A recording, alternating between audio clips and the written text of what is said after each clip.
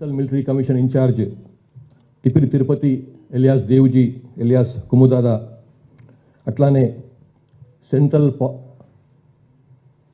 Committee సభ్యుడు CCM అయిన Malla Rajireddy alias Sangram, committee సభ్యుడు సీసీఎం అయిన మల్ల రాజిరెడ్డి ఎలియాస్ సంగ్రామ్,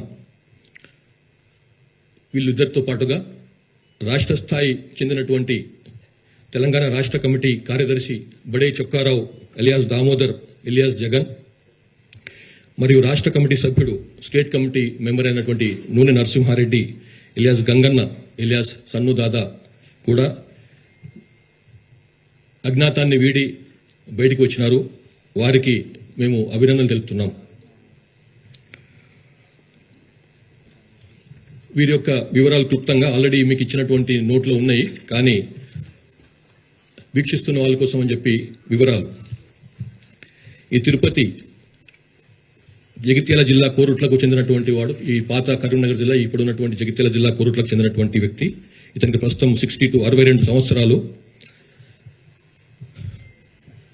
ఇతను కోరుట్లలో ప్రాథమిక విద్య పూర్తి చేసుకొని తర్వాత మెట్రికులేషన్ పూర్తి చేసుకొని తర్వాత కోరుట్ల ప్రభుత్వ జూనియర్ కాలేజీలో చేరినప్పుడు, తర్వాత కరీంనగర్లో ఇంటర్మీడియట్ చేస్తున్నప్పుడు ఆర్ఎస్యూతో సంబంధాలు ఏర్పడి ఆ విధంగా విప్లవ రాజకీయాల పట్ల ఆకర్షితుడైనాడు. కోరుట్ల ఆర్ఎస్యు టౌన్ అధ్యక్షునిగా, తర్వాత కరీంనగర్ ఆర్ఎస్యు టౌన్ అధ్యక్షునిగా బాధ్యతలు నిర్వహించినాడు. 78లో సిపిఐఎంఎల్ పీడబ్ల్యూ కంటే ముందు రూపం ఉన్నటువంటి సిపిఎల్ ఆర్గనైజేషన్ పెట్టినటువంటి జగిత్యాల జైత్యయాత్రలో పాల్గొని దాని ద్వారా ఆకర్షితుడైనాడు. ఇతను 1982లో సిపిఎంఎల్ పీపుల్స్ వార్లో జాయిన్ అయినాడు. 1980లో ఆ పార్టీని ప్రారంభించారు, అది మీకు తెలుసు. తర్వాత 1984లో ముప్పాళ్ళ లక్ష్మణరావు ఎలియాస్ గణపతి ఇచ్చినటువంటి సూచన మేరకు మల్ల రాజిరెడ్డి ఎలియాస్ సంగ్రామ్, తిప్పిరి తిరుపతి ఇద్దరు దండకారణ్యానికి వెళ్ళినారు. అక్కడి నుంచి పూర్తిగా దండకారణ్యంలో మహారాష్ట్రలో తన అజ్ఞాత జీవితాన్ని గడిపినాడు. గడ్చిరోలి జిల్లా కార్యదర్శిగా, తర్వాత బండారా డివిజన్ కమిటీ మహారాష్ట్ర స్టేట్లో తన కార్యదర్శిగా అట్లా అతను పనిచేసి 2001లో 9th కాంగ్రెస్కు హాజరై అక్కడ సెంట్రల్ కమిటీ మెంబర్గా పదోన్నతి పొంది, తర్వాత సెంట్రల్ మిలిటరీ కమిషన్ అత్యున్నతమైనటువంటి మిలిటరీ బాడీ, అది సిపిఐ మావోయిస్టులకు, దానికి సభ్యుడిగా నియమితుడైనాడు. 2017లో సెంట్రల్ మిలిటరీ కమిషన్ పూర్తి ఇన్ఛార్జిగా బాధ్యతలు నిర్వహించి ఇప్పటికీ అదే బాధ్యతలో ఉన్నాడు. మల్లోజిల వేణుగోపాల్ ఎలియాస్ సోను పార్టీ నుంచి బయటకు వచ్చిన తర్వాత సిపిఐ మావోయిస్టు పార్టీ యొక్క అధికార ప్రతినిధిగా కూడా వ్యవహరిస్తున్నాడు. ప్రస్తుతం పోలిట్ బ్యూరో మెంబర్గా సెంట్రల్ మిలిటరీ కమిషన్ ఇన్ఛార్జిగా ఉంటూ అజ్ఞాతం నుంచి బయటకు వచ్చినాడు. తర్వాత మల్లా రాజిరెడ్డి, వీరిది శాస్త్రులపల్లె గ్రామం, మంథని మండలం, పెద్దపల్లి జిల్లా, పాత కరీంనగర్ జిల్లా. ఇతను సెంట్రల్ కమిటీ సభ్యుడిగా పనిచేస్తూ ఉన్నాడు. ఇతను నార్మల్ వ్యవసాయ కుటుంబానికి చెందినవాడు. 1975లో రత్నమ్మ తన భార్యను పెళ్లి చేసుకున్న తర్వాత ఆమెతో పాటుగానే ఆమె కూడా అయినంబడే పార్టీలోకి వెళ్ళిపోయింది. తర్వాత ఆమె ఛత్తీస్గఢ్లో జరిగినటువంటి ఎన్కౌంటర్లో 1998లో మరణించింది. ఇతను 71లో ఇంటర్మీడియట్ పూర్తి చేసి 1974లో ఆర్ఎస్యూలో జాయిన్ అయినాడు. మల్లోజిల కోటేశ్వరరావు ఎలియాస్ కిషన్జీ, అతను వెస్ట్ బెంగాల్లో ఎన్కౌంటర్లో మరణించినాడు. అతనితో కలిసి ఈ మార్క్సిస్ట్ లెనినిస్ట్ మావోయిస్ట్ సిద్ధాంతాల పట్ల ఆకర్షితుడై అయినాడు. తర్వాత 1980లో సిపిఎంఎల్ పీడబ్ల్యూ ప్రారంభించిన తర్వాత బొగ్గుగనుల ప్రాంతంలో ఉద్యమ నిర్మాణానికి కృషి చేసినాడు. 1988లో అంతకుముందు అరెస్ట్ అయ్యి ఆదిలాబాద్ జైలు నుంచి తప్పించుకొని పారిపోయి సబ్ జైలు నుంచి పారిపోయి 1989లో మళ్ళీ అజ్ఞాత జీవితం మొదలుపెట్టినాడు. సాగర్ నాయకత్వంలోని మంగి ఆదిలాబాద్ జిల్లా మంగి సాయుధ దళంలో పనిచేసినాడు. సరే, ఇవన్నీ డీటెయిల్స్ అన్నీ మీకు. గడ్చిరోలిలో డివిజనల్ కమిటీ సెక్రటరీగా ఆ జిల్లా సెక్రటరీ పనిచేసినాడు. తర్వాత 87లో దండకారణ్య కమిటీకి అప్పుడు పెట్టినటువంటి పీడబ్ల్యూ పెట్టినటువంటి దండకారణ్య కమిటీకి తొలి కార్యదర్శిగా నియమితుడైనాడు. అంతకుముందు ఫారెస్ట్ కమిటీ కార్యదర్శిగా కూడా పనిచేసినాడు. 1990లో సెంట్రల్ కమిటీ సభ్యునిగా నియమితుడై దండకారణ్య స్పెషల్ జోనల్ కమిటీకి గైడ్ చేసేటువంటి బాధ్యతలు అతనికి అప్పగించారు. 2001లో మహారాష్ట్ర, కర్ణాటక, కేరళ, తమిళనాడు సంబంధించినటువంటి ఈ రాష్ట్రాలను కలుపుకొని సౌత్ వెస్ట్ రీజనల్ బ్యూరోను ప్రారంభించగా దానికి అతన్ని ఇన్ఛార్జిగా నియమించారు. తర్వాత 2007లో జరిగినటువంటి యూనిటీ కాంగ్రెస్ లో ఇతన్ని పోలిట్ బ్యూరో సభ్యునిగా నియమించారు. అంటే టాప్ 5-6 అతను ఒకడన్నమాట. 2007లో కేరళ రాష్ట్రంలో సంస్థాగతపరమైనటువంటి కార్యక్రమాల కోసం పోయినప్పుడు అక్కడ అరెస్ట్ అయినాడు. మళ్ళీ 2009లో జైలు నుంచి విడుదలైన తర్వాత మళ్ళీ అజ్ఞాతవాసం ప్రారంభించాడు. 2010 నుంచి 16 వరకు ఛత్తీస్గఢ్ ఒడిశా సరిహద్దు సిఓబి స్పెషల్ జోనల్ కమిటీ కార్యదర్శిగా పనిచేశాడు. తర్వాత 2017లో ఒడిశా రాష్ట్ర కమిటీకి కూడా సెక్రటరీగా ఉంటూ దానికి మార్గదర్శకత్వం వహించాడు. 2022లో దండకారణ్యకు బదిలీ అయ్యి అప్పటి నుంచి ఇప్పటి వరకు దండకారణ్య స్పెషల్ జోనల్ కమిటీకి ఇన్ఛార్జిగా సీసీ మెంబర్స్ తరఫు నుంచి ఇన్ఛార్జిగా కొనసాగుతున్నాడు.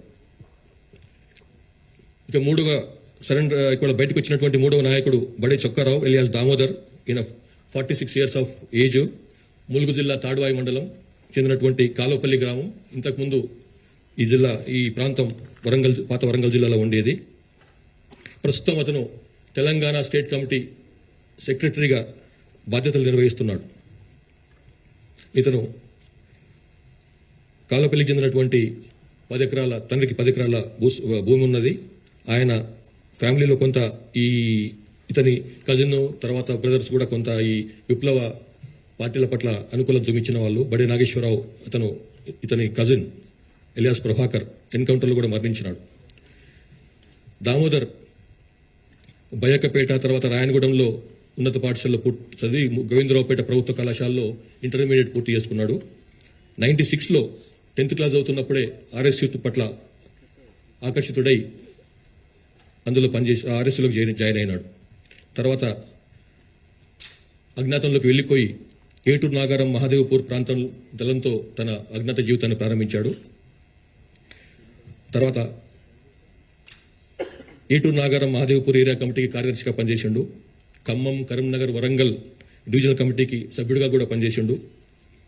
తర్వాత 2007లో ఈస్ట్ డివిజన్ కమిటీ కార్యదర్శిగా కూడా నియమించబడ్డాడు. 2015లో తెలంగాణ స్టేట్ కమిటీలో సభ్యునిగా నియమించబడి 2019లో తెలంగాణ రాష్ట్ర కమిటీ మిలిటరీ అఫైర్స్ కూడా అతను ఇన్ఛార్జిగా వ్యవహరిస్తున్నాడు. 2025 జనవరిలో తెలంగాణ రాష్ట్ర కమిటీ సెక్రటరీగా నియమించబడి ఇప్పటి వరకు ఆ బాధ్యతలు నిర్వహిస్తున్నాడు. నూనె నరసింహారెడ్డి, ఇలియాస్ గంగన్న, ఇలియాస్ రాహుల్, ఇలియాస్ అన్నుదాదా. ఈయనకి 62 ఏళ్ల వయసు. ఆంధ్రప్రదేశ్ రాష్ట్రంలోని గుంటూరు జిల్లా కాకుమాన మండలం వల్లూరు గ్రామానికి చెందినవాడు. ఇతను దండకారణ్య స్పెషల్ జోనల్ కమిటీలో ఉన్నాడు. పొలిటికల్ ఎడ్యుకేషన్ వివరాలు చూస్తుంటాడు. ఇతను బీఎస్సీ పూర్తి చేసిన తర్వాత నర్సరావుపేటలో ఎల్ఎల్బి కోసం అని చెప్పి గుంటూరులో చదువుతూ ఆర్ఎస్యు కలాపాల పట్ల ఆకర్షితుడైపోయి యూజీ అయిపోయినాడు. 1990లో దుర్గితనంలో పనిచేశాడు. అట్లానే ఇంకా రకరకాలుగా డిఫరెంట్ ప్లేస్లో పనిచేసిండు. కానీ 2002లో అతను విజయవాడలో పోలీసులు అరెస్ట్ చేయగా మళ్ళీ 2004లో బయటకు వచ్చి మళ్ళీ ఆ టైంలో 2004లో జరిగినటువంటి చర్చల కార్యక్రమంలో అప్పుడే రాష్ట్ర ప్రభుత్వానికి సిపిఎంఎల్ పీడబ్ల్యూకి మధ్య జరిగినటువంటి చర్చలలో అతను ఆ చర్చలకు ఉన్నటువంటి మెయిన్ సభ్యులకు సహకరించాడు. తర్వాత మళ్ళీ యూజీ అయిపోయిన తర్వాత పొలిటికల్ ఎడ్యుకేషన్ టీంలో పనిచేసిండు. Scope sub committee of political education, sub committee and political education అంటారు, దాంట్లో పనిచేసిండు. అరెస్ట్ అయినాడు. 2014లో మళ్ళీ విడుదలైనాడు. విడుదలైన తర్వాత అఖిరాజ్ హరగోపాల్ ఇలియాస్ సాకేత్తో కలిసి తర్వాత మళ్ళీ ఆయన చెప్పినందువలన మళ్ళీ మోటివేట్ అయ్యి మళ్ళీ పార్టీలో అజ్ఞాతంలోకి వెళ్ళిపోయినాడు. 2025లో ఇతన్ని తెలంగాణ రాష్ట్ర కమిటీకి బదిలీ చేయగా అప్పటి నుంచి ఇప్పటి వరకు అతను ఆ బాధ్యతలో ఉన్నాడు. 21 అక్టోబర్ 2025 రోజు పోలీసు అమరవీరుల సంస్కరణ సందర్భంగా గౌరవ ముఖ్యమంత్రి, తెలంగాణ ముఖ్యమంత్రి శ్రీ రేవంత్ రెడ్డి గారు ఇచ్చినటువంటి పిలుపు మేరకు చాలామంది బయటకు వస్తున్నారు. అజ్ఞాతం వీడి తెలంగాణ అభివృద్ధిలో భాగస్వామ్యం కమ్మని చెప్పి వారప్పుడు పిలుపునిచ్చినారు. సరే వాళ్ళు బయటకు వచ్చిన దానికి వేరు కొన్ని కారణాలు చూపించినాము, అందులో క్లియర్గా ఉన్నాయి, మీరు చూసుకోవచ్చు. తెలంగాణ ప్రభుత్వం తరపు నుంచి ఏదైతే పునరావాసం పథకం మనం ప్రారంభించినామో 1993 ఆ టైంలో, దాంట్లో ఏదైతే వీరికి రివార్డ్ రావాలనో పునరావాసానికి సంబంధించినటువంటి అంశాలు అయితే ఉన్నాయో అవన్నీ కూడా వారికి ఇవ్వబడతాయి. ఇప్పుడు ఇందులో స్పెషల్ ఇంటెలిజెన్స్ బ్రాంచ్ ఐజీగా ఉన్నటువంటి శ్రీమతి సుమతి గారు, వారి టీం చేసినటువంటి అద్భుతమైన కృషి కారణంగానే వీళ్ళందరూ బయటకు వచ్చినారు. వాళ్ళని మెల్లమెల్లగా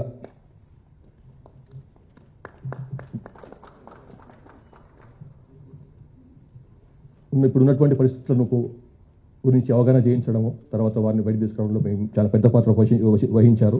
అట్లాగే వారికి ఐడీజీ ఇంటెలిజెన్స్ విజయ్ కుమార్ గారు కూడా నా యొక్క అభినందనలు.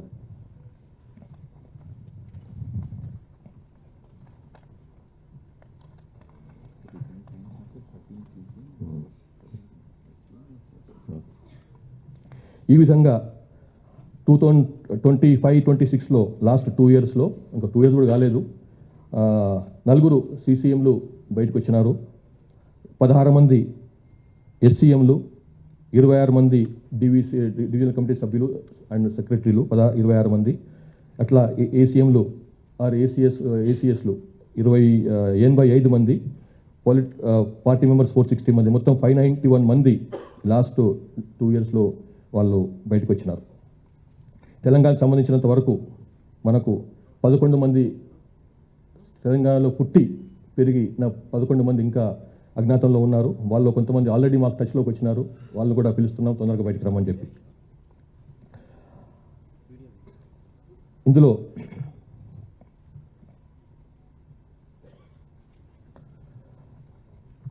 మళ్ళొకసారి రాష్ట్ర ముఖ్యమంత్రి, గౌరవ ముఖ్యమంత్రి రేవంత్ రెడ్డి గారు ఇచ్చినటువంటి సందేశాన్ని మళ్ళొకసారి పునరుద్ఘాటిస్తున్నాను. యూజీలో ఉన్నటువంటి వాళ్ళు, తెలంగాణకు సంబంధించిన వాళ్ళు తొందరగా బయటకు వచ్చి ఈ ప్రధాన స్రవంతిలో, ప్రధాన జనవాహినిలో కలవాలని చెప్పి మళ్ళొకసారి పిలుపునిస్తున్నాను. తెలంగాణ కోసం అని చెప్పి కాన్స్టిట్యూషనల్ మీన్స్లో, లీగల్ మీన్స్లో పనిచేయాలని చెప్పి వాళ్ళని కోరుతున్నాను. Thank you very much. Yes ma'am, Hindi है, ओके ठीक है.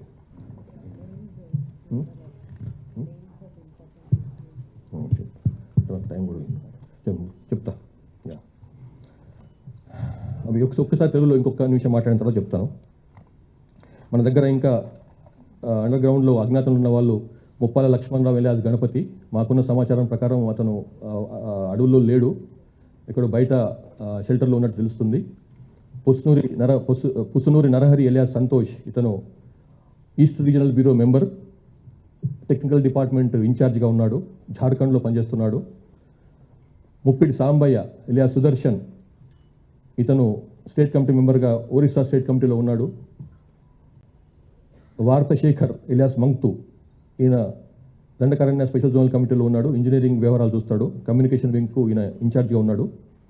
జోడే రత్నాబాయి ఎలియాస్ సుజాత, ఈమె ముప్పాల లక్ష్మణరావు గణపతి భార్య, ఈమె మార్ట్ డివిజన్ ఇన్ఛార్జ్గా ఉంది, divisional committee state zonal committee member స్థాయిలో ఉంది. నక్కా సుశీల ఎలియాస్ రేలా, ఈమె డిస్ట్రిక్ట్ కమిటీ మెంబర్ స్థాయి, ఎడ్యుకేషన్ డిపార్ట్మెంట్లో పనిచేస్తుంది, దండకారణ్య స్పెషల్ జోనల్ కమిటీలో. ఉత్తిమి అనిల్ కుమార్ ఎలియాస్ భగత్ సింగ్, ఇతను డివిజనల్ కమిటీ మెంబర్గా ఉన్నాడు. కంప్యూటర్ ఆపరేటర్ దేవ్జీతో పాటుగా ఉండేవాడు. తర్వాత రంగబోయిన భాగ్య ఎలియాస్ రూపి, ఈమె ఏసీఎం స్టేటస్లో ఉంది. మాడ్ డివిజనల్ కమిటీలో పనిచేస్తుంది. మడివి అడుమే ఎలియాస్ సంగీత, ఈమె కూడా ఏసీఎం స్థాయిలో ఉంది. చెర్ల ఎల్ఓఎస్లో పనిచేస్తుంది. కాశపోగు భవానీ ఎలియాస్ సుగుణ, ఈమె ఏరియా కమిటీ మెంబర్గా ఉంది. తిప్పిరి తిరుపతి ఎలియాస్ దేవుజీ టీంలో ఉండి పనిచేసేది. కుంజం ఇడామల్, ఇతను commander Yellandu Narsampet area committee కమాండర్గా ఉన్నాడు. ఈ 11 మందిని కూడా తొందరగా బయటకు వచ్చి రావాలని చెప్పి పిలుపునిస్తున్నాం.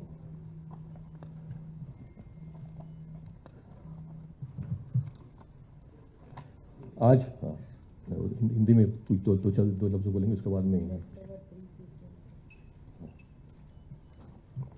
ఇదంతా అయిపోయిన తర్వాత మొత్తం సీసీలో మిగిలిన వాళ్ళు ముగ్గురు, గణపతి, టెక్ విశ్వనాథ్ అంటే పుష్నూరు నరహరి అండ్ మిసిరి బెసరా ఎలియాస్ సాగర్. అయితే నరహరి ఇంకా సెంట్రల్ కమిటీ మెంబర్ కాలేదని చెప్పి మన ముందుకు వచ్చిన వాళ్ళు చెప్తున్నారు.